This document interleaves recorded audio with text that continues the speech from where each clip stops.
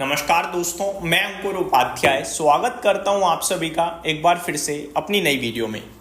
दोस्तों, भारत का और अमेरिका का दोनों का डेटा आता हुआ दिख रहा है। यूएस का इन्फ्लेशन और इनकम डेटा आया है। इनफैक्ट इन्फ्लेशन तो नहीं कह सकते, कोर पर्सनल कंजम्पशन डेटा आया है। ठीक है जी, आप उसे इन्फ्लेशन कह भी सकते हो, सीपीआई भी कह सकते हो।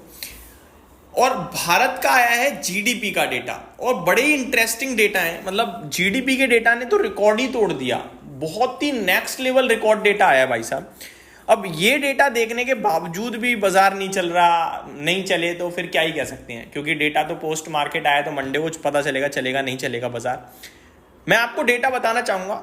अगर इंडिया का जीडीपी डेटा बताऊं आपको तो 7.8% की ग्रोथ देखने को मिली है क्वार्टर वन में, 7.8% की, और अनुमान था 6.6% का। कितने बड़े मार्जिन से बीट कराए, 1.2% से बीट कराए एस्टिमेट्स को। अब जब जीडीपी ग्रोथ इतनी स्ट्रांग है तो कंपनियों ने नतीजे क्यों नहीं अच्छे पेश करे, क्योंकि है तो जीडीपी ही।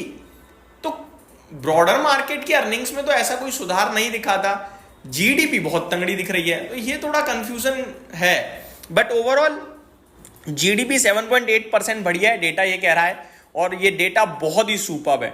देखा जाए तो साल दर साल 7.4% के सामने 7.8% की ग्रोथ है। अनुमान से काफी बेटर है, 6.6% का एस्टिमेट था।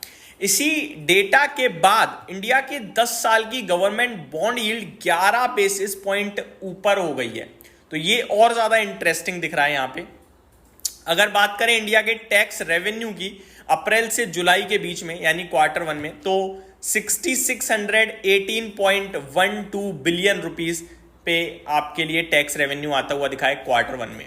वहीं अगर इंडिया का फिस्कल डेफिसिट की बात करी जाए तो वो 4684 बिलियन रुपीस पे आता हुआ दिखा है।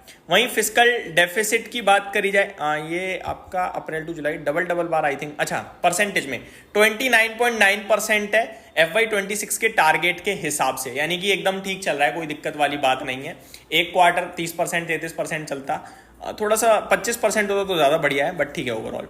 आगे अमेरिका के डेटा की तरफ चलते हैं, फिर थोड़ा डिटेल में आप सभी के साथ चीजें शेयर करूंगा। US core personal consumption expenditure, यानी पर्सनल लेवल पे जो खर्चा किया गया है पर्सनल कंजम्पशन पे, वो जुलाई में 0.2% बढ़ता हुआ दिखा है, कंपेयर टू 0.3% लास्ट मंथ, और अनुमान से कमजोर है, 0.3% का अनुमान था। तो पर्सनल कंजम्पशन कम हुआ है, आप ये कह सकते हैं। जो एक्सपेंडिचर्स हैं पर्सनल कंजम्पशन पे वो कम होते हुए दिखे हैं, तो मेरे को लगता है ये अच्छा डेटा नहीं माना जाएगा, क्योंकि खर्चा कम हो रहा है तो इकोनॉमी पे डेफिनेटली प्रेशर पड़ेगा। वहीं यूएस पर्सनल इनकम की बात करी जाए तो ये बढ़कर आई है, 0.4% पे आई है जुलाई में, higher than last month 0.3%, but as expected. अनुमान भी 0.4% का था, आया भी 0.4% है, और अगर आप मंथ ऑन मंथ कंपेयर करेंगे तो वहां पे थोड़ा इंक्रीज देखने को मिला है। बाकी ओवरऑल पर्सनल कंजम्पशन की बात करी जाए तो वो थोड़ा घटता हुआ दिखा है। अब अमेरिका का ये डेटा जो आया है इसके बाद कैसा ट्रेड कर रहा है डाउ फ्यूचर्स, वो मैं आप सभी के साथ एक बार शेयर करना चाहूंगा कि कैसा दिख रहा है। 123 पॉइंट नीचे दिख रहा है डाउ फ्यूचर, कुछ खास बड़ा एक्शन नहीं दिख रहा है। हालांकि जब अपना भारतीय बाजार ट्रेड कर रहा था तो अराउंड 200 पॉइंट डाउ फ्यूचर से नीचे था एट द एंड, अभी 121 पॉइंट नीचे है, दैट मीन्स रिकवरी है, आप ये कह सकते हैं। अब मैं वापस से भारतीय बाजार पे आना चाहूंगा। दोस्तों, ये जीडीपी डेटा बहुत स्ट्रांग है, बहुत ही ज्यादा स्ट्रांग है। यहाँ पे मैं आपको सिर्फ इतना ही बोल सकता हूं कि 1.2% अनुमान बीट करना बहुत बड़ा मार्जिन होता है, बहुत बड़ा। जीडीपी के फ्रंट की बात करी जाए तब GDP growth recorded its sharpest rise in 5 quarters, surpassing market expectations of a 6.6%. 5 quarter के हाईएस्ट लेवल पे जीडीपी नंबर आ रहा है, 5 क्वार्टर के 7.8% का, 7.8% का एक्सपेक्टेशन 6.6% है। तो देखो, अभी टैरिफ का असर तो क्वार्टर 2 में दिखेगा, हम सभी को पता है, लेकिन क्वार्टर 1 में जिस हिसाब से जीडीपी ग्रो हुई है, ये ऐसा लग रहा है कि वापस से लौट रही है थीम, भारत की स्टोरी है वापस इंटैक्ट है, और वहां पे कोई शक करना नहीं चाहिए।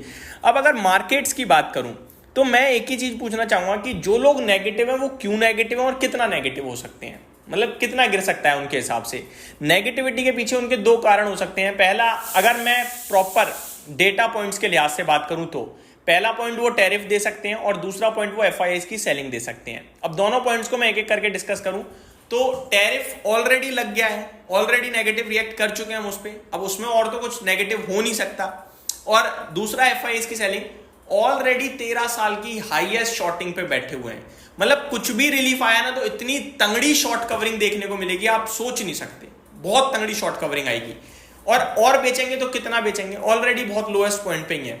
मैं आपको यह भी बता सकता हूं कि FIIs क्यों बेच रहे हैं। इनका सिंपल सा मुद्दा है कि इन्हें शॉर्ट टर्म में भारत से ज्यादा कहीं और अपॉर्चुनिटीज दिख रही हैं, कहीं और से इन्हें साउथ कोरिया, चाइना, जापान ये थोड़े ज्यादा अच्छे लग रहे हैं, वहां पैसा जा रहा है। लेकिन मोमेंटम शिफ्टिंग है, ये वापस इन्हें आना यहीं पड़ेगा क्योंकि ग्रोथ यही है।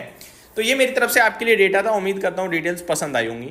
Thank you so much for watching this video, have a great day guys.